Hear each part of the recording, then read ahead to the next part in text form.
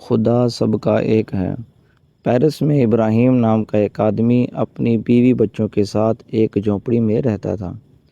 وہ ایک معمولی اوقات کا یالدار تھا، مگر تھا بہت ایماندار اور سخی۔ اس کا گھر شہر سے 10 میل دور تھا۔ اس کی جھونپڑی کے پاس سے ایک پتلی سے سڑک جاتی تھی۔ ایک گاؤں سے دوسرے گاؤں کو مسافر اسی سڑک سے آتے جاتے تھے۔ رستے میں آرام کرنے کے لیے اور کوئی جگہ نہ ہونے کی وجہ سے مسافروں کو ابراہیم کا دروازہ کھٹکھٹانا پڑتا تھا۔ ابراہیم ان کی مناسب خاطرداری کرتا۔ مسافر ہاتھ منہ دھو کر جب ابراہیم کے گھر والوں کے ساتھ کھانے بیٹھتے تو کھانے سے پہلے ابراہیم ایک چھوٹی سی دعا پڑھتا اور خدا کا اس کی مہربانی کے لیے شکریہ ادا کرتا۔ بعد میں باقی سب آدمی بھی اس دعا کو دہراتے۔ مسافروں کی خدمت کا یہ سلسلہ کئی سال تک جاری رہا، لیکن سب کے دن سدا ایک سے نہیں رہتے۔ زمانے کے پھیر میں پڑھ کر ابراہیم غریب ہو گیا۔ اس پر بھی اس نے مسافروں کو کھانا دینا بند نہ کیا۔ وہ اور اس کے بیوی بچے دن میں ایک بار کھانا کھاتے اور ایک وقت کا کھانا بچا کر مسافروں کے لیے رکھ دیتے تھے۔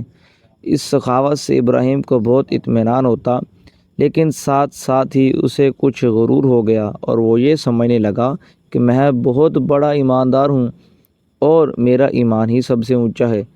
ایک دن دوپہر کو اس کے دروازے پر ایک تھکا ماندہ بوڑھا آیا۔ وہ بہت ہی کمزور تھا۔ اس کی کمر کمان کی طرح جھک گئی تھی اور کمزوری کے باعث اس کے قدم بھی سیدھے نہیں پڑ رہے تھے۔ اس نے ابراہیم کا دروازہ کھٹکھٹایا۔ ابراہیم اسے اندر لے گیا اور آگ کے پاس جا کر بٹھا دیا۔ کچھ دیر آرام کر کے بوڑھا بولا، بیٹا میں بہت دور سے آ رہا ہوں، مجھے بہت بھوک لگ رہی ہے۔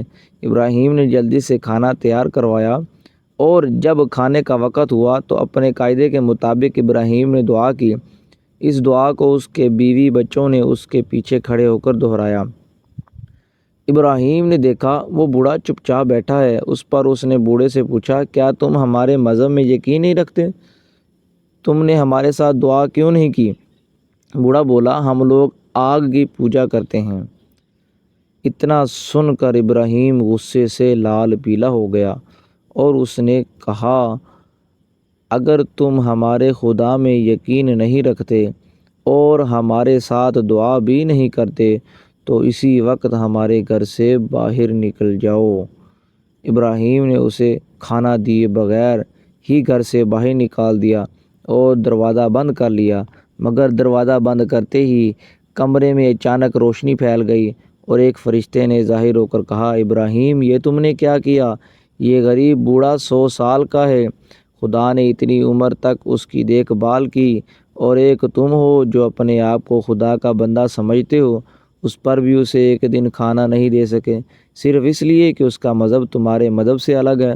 دنیا میں مذہب چاہے بے شمار ہو، لیکن خدا سب کا سچا خالق ہے اور سب کا وہی ایک مالک ہے۔